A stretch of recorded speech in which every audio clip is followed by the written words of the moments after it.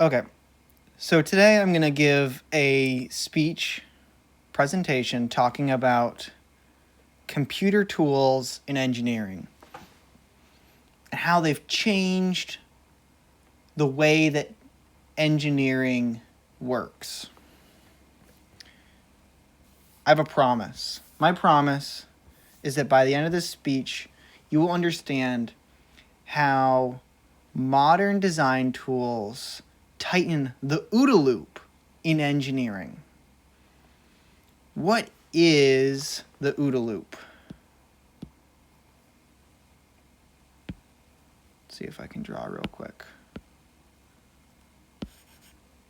What is the OODA loop? The OODA loop is observe, orient, decide, and act. Basically, this is a 4-part structure that helps people make decisions on what to do in different situations.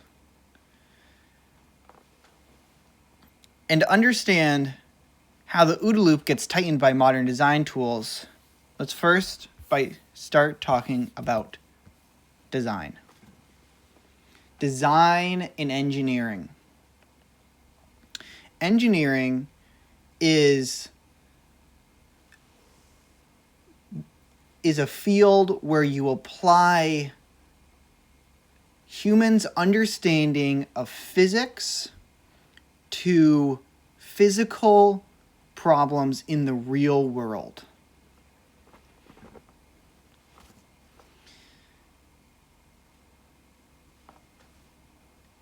And we use our understanding of physics to design physical objects and systems and assemblies, multiple parts put together. To understand how computers have changed engineering, we have to start by understanding traditional design processes. Traditional design would involve someone having a problem. We need a beam attached to a thing to hold weight. Let's say you have a perfect example is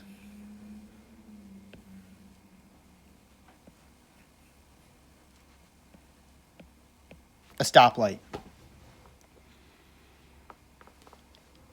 To do this, somebody would roughly figure out, well, how tall does the stoplight need to be from the ground? How long does it need to go into the road? How big do the lights need to be? They would figure all these things out. And then they would try to design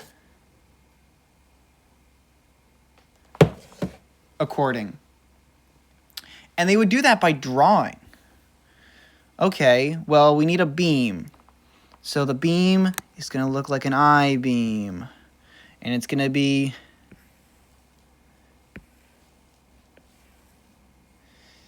it's going to be this tall by this wide. And it's going to attach here to another I-beam. And they would figure all this out by doing lots of hand math. And they would use lots of charts. And it would all be done by hand and drawn out on paper. And they would do calculations like traditional hand calculations for stress loads. We have this thing. This is a stoplight. It mounts to the ground right here. There is a force pushing that direction where the light is mounted. And the force acts on the screws that hold this assembly together.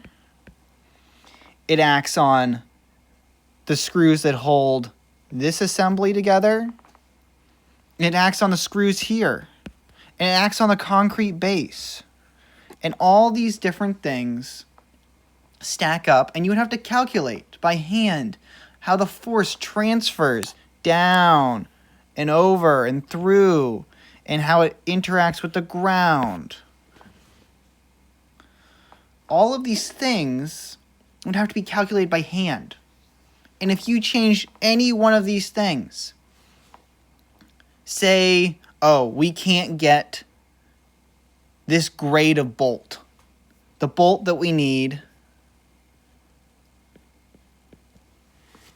we can't get any more. So we need to figure out what different bolts we're going to use. And that would change the entire calculation. This whole thing needs to be redone. And that's where modern design tools come into practice. CAD software and FEA tools. Finite element analysis.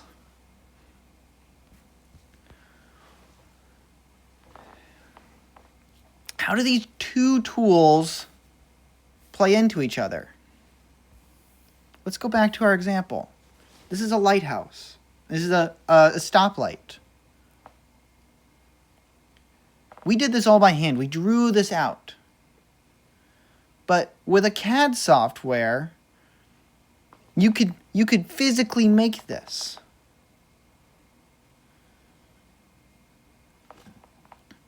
Let's use an example.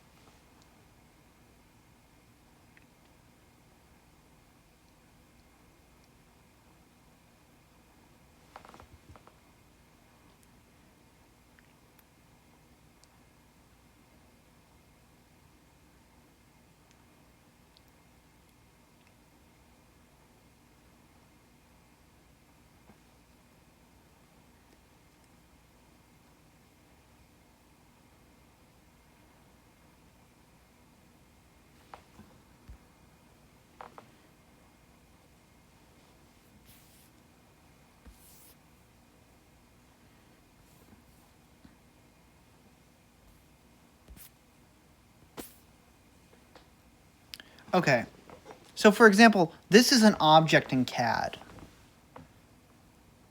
This is my apartment that me and my wife live in.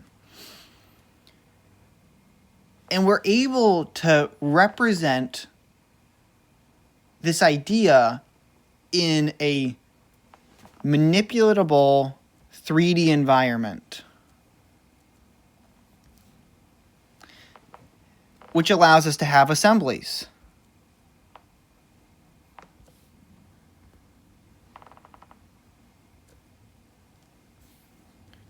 For example, these are all individual items. I can move this around. I can put this here.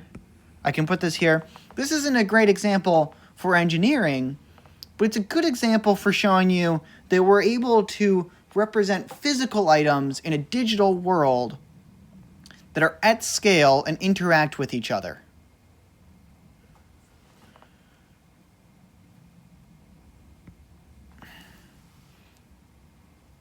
And the reason that this is important is that, say, I design a different couch. This is our couch. Say I design a different one. I can take that and put this in this assembly.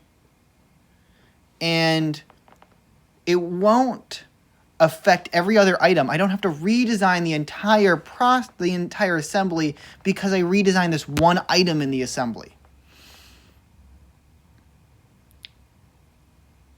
And that's really useful for rapid iteration and moving through the design process. This ties into how modern design tools allow you to have fast iteration. And that's the OODA loop. The OODA loop is a loop. One thing ties into another thing. And you keep going through this loop for decision making. Say, you see somebody over there, are you going to engage them or not? And then that leads to another situation. Are you going to do this thing or not this thing? And that ties into engineering, where engineering, we have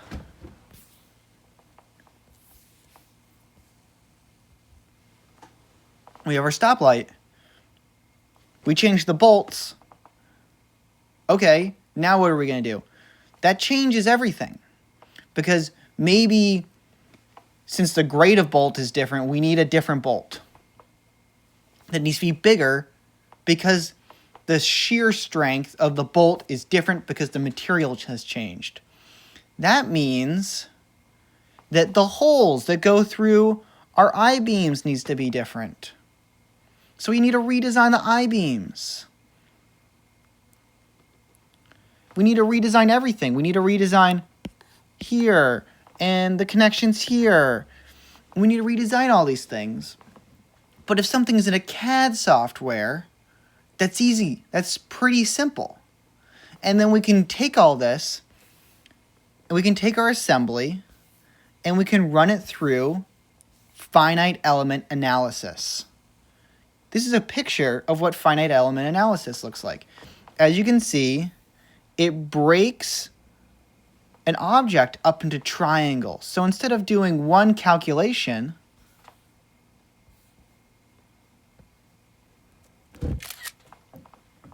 let's edit this.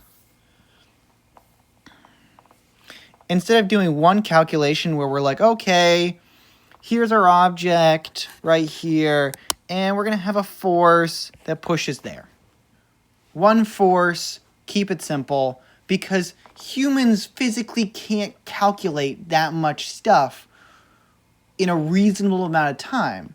But the reason that finite element analysis is great is that it allows you to break up your object and give you really detailed stress points. Look at the stress points on this. It breaks it up. There's no stress here. It's blue. No stress. No stress right there. But we have a lot of stress that forms right here, which is why there's a radius. There's lots of stress right here. There's starting to be stress on the inside sidewalls of the hole. And our critical stress is right here on the corners where all the force is being applied. and we can run our assembly through finite element analysis and make the tweaks that we need to. And this whole process would have been less accurate and take more time if we had to do traditional hand calculations for all of this math.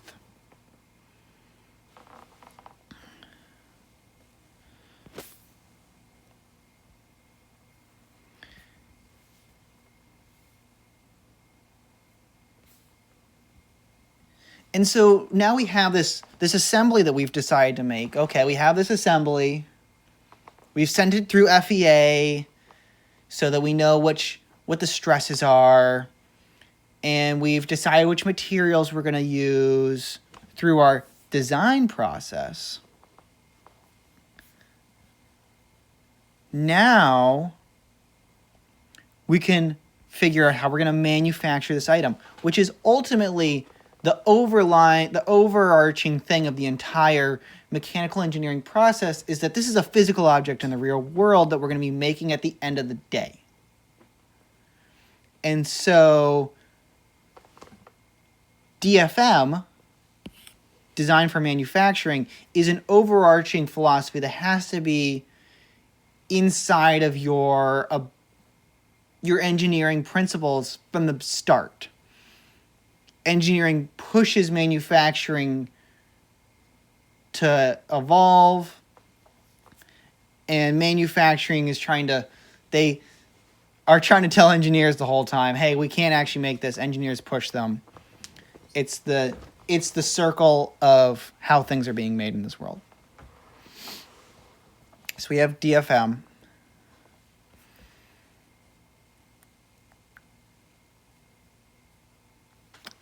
And the same principles that apply to our ability to have assemblies and iteration in our modern CAD packages, our ability to make large assemblies in a CAD package moves into the integration of CAD and CAM software into a single package. What is CAD software? CAD software is computer-aided design, which is what we just talked about. So what's CAM software? CAM software is computer-aided manufacturing. So that is, we have our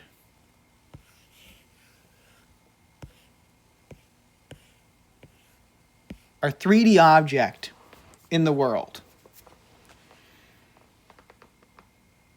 And here it is, and it's being held in a machine. And let's say we got to drill a hole in it, right there. So we need a drill. We need a drill.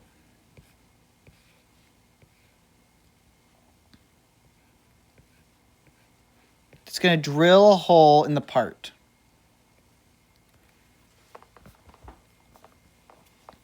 That drill is held in a spindle right here inside the machine. There's a table on the machine.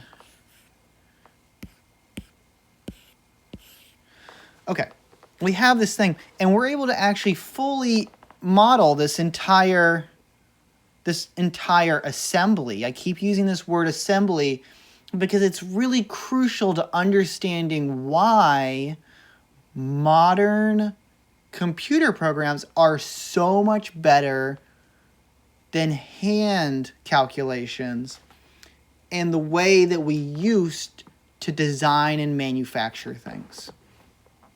Because before, all the engineer knew is that there had to be a hole there and someone was going to drill a hole in it. And the machinist would get this part and they would get the drawing and they would see this and they just knew I had to drill a hole right. I had to drill a hole right here, and it would say that on a blueprint.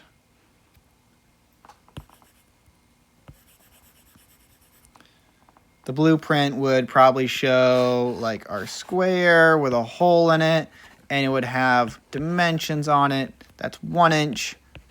That's 1 inch from our center line, our 0, 0 right there.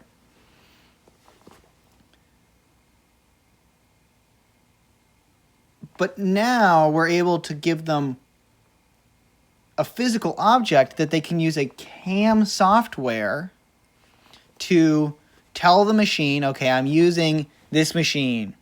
This is like this is a VF3, a Haas VF3 milling machine. We're using a tool that is a 1 inch drill by, let's say it sticks out 3 inches. Our material is here in the vise. It's this material, so we want it to cut at X inches a minute by X revolutions per minute.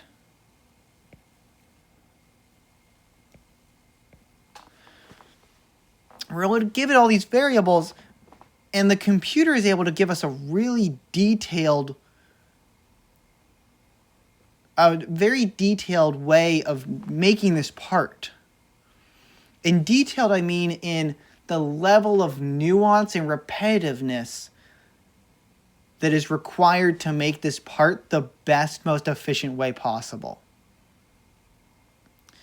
This goes back to what I was saying earlier, tying back to something I said earlier about humans aren't very good at doing the same calculation many, many, many times. It's slow and inefficient because humans are slow and inefficient at doing math. We can do math, but when you have to do thousands of the same maths, it really slows us down, and we end up taking shortcuts and doing less efficient operations because the level of math required is just prohibitively labor expensive. Computers are really, really good at doing math and doing the same math over and over again. And so CAM software allows us to be very efficient with our ability to use tools and the ability to structure our order of operations when making a part to be the most efficient possible. That's what CAD and CAM software does for engineering and DFM, design for manufacturing, which is an important principle in engineering.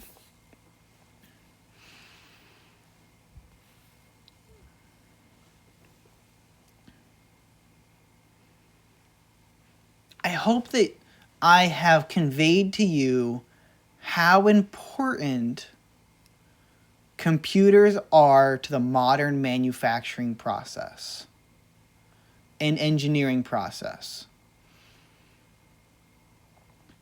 We have tightened the OODA loop.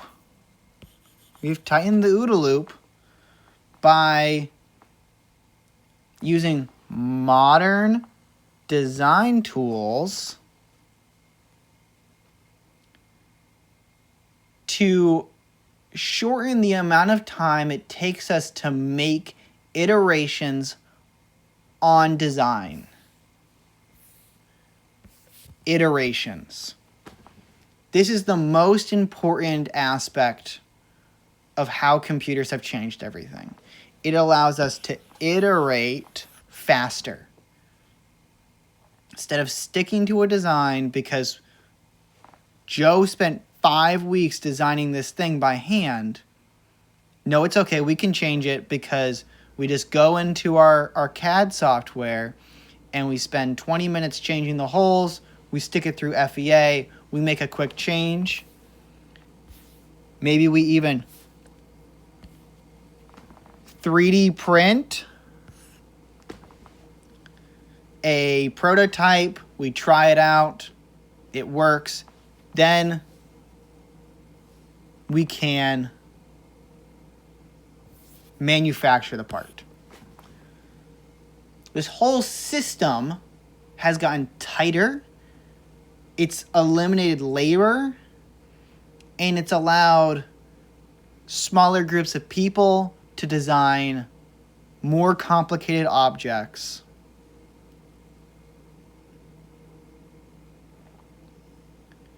And it's inherently made the world a more complicated, interesting place from a engineering standpoint. It's not that we couldn't do this before, it's that to do that required the budgets of companies like NASA. You think about the engineering that went into the Apollo missions, huge amounts of incredible engineering that still holds up today. But the reason they were able to do that is because they spent billions of dollars on this project. And now we can use computers to design these things in a more efficient manner that's able to be manufactured easier.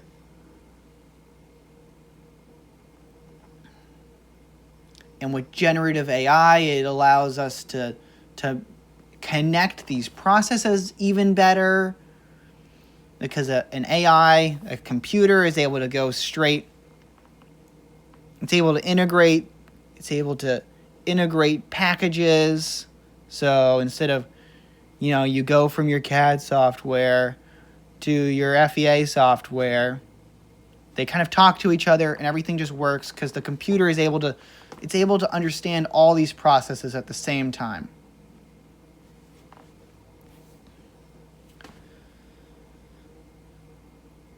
That was long-winded,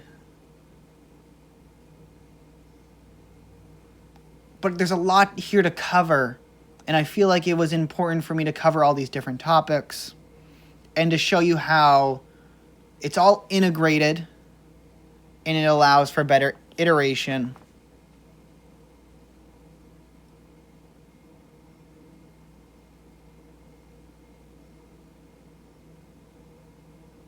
And I hope you enjoyed.